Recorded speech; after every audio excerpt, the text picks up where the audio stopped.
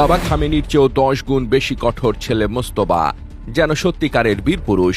খামেনির মৃত্যুর পর ইরান এখন এমন জায়গায় দাঁড়িয়ে গেছে যেখানে রাগ আর প্রতিশোধী সিদ্ধান্ত চালাচ্ছে। যুক্তরাষ্ট্র ইসরায়েলের যৌথ হামলায় সর্বোচ্চ নেতা মারা যাওয়ার পর তেহরানের ভেতরে আর ধৈর্য ধরে কথা বলার জায়গা নেই।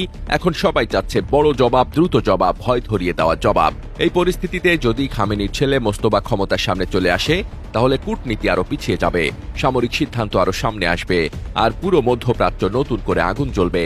কারণ মোস্তফা নাম উঠলেই একটা ধারণা ঘোরে, সে বাবার মতো হিসাবী ধৈর্যের মানুষ নয়, সে বেশি কড়া, বেশি কঠোর, আর ক্ষমতা ধরে রাখতে গেলে আরো ভয়ঙ্করভাবে নামবে।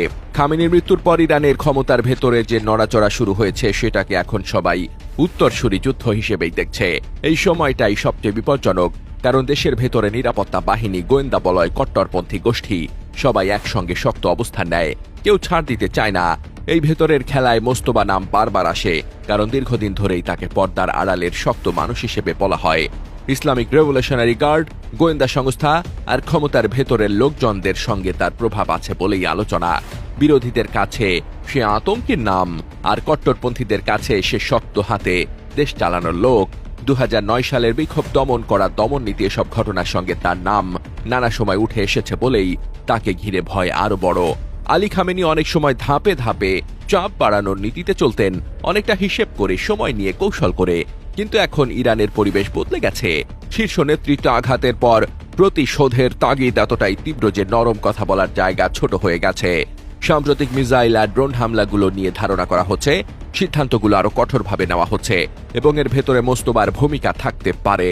যদি সে সামনে আসে, তাহলে ইরান আরো আক্রমণাত্মক হবে, প্রক্সি নেটওয়ার্কে আরো জোরে চালাবে, আর যুক্তরাষ্ট্র ইসরায়েলের সঙ্গে সংঘাত আরো বড় হবে। কারণ তখন শেষ কথা হবে শক্তি দেখানো, সমঝোতার চেষ্টা কমে যাবে।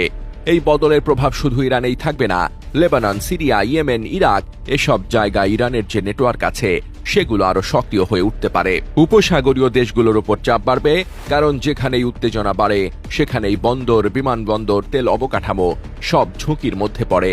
একই সঙ্গে পারমাণবিক কর্মসূচি আর বিশাল মিসাইল ভান্ডার নিয়ে পশ্চিমা উদ্বেগ আরো বেড়ে যাবে।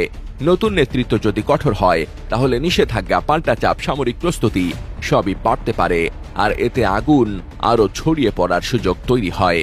ডেস্ক রিপোর্ট, বার্তা বাজার।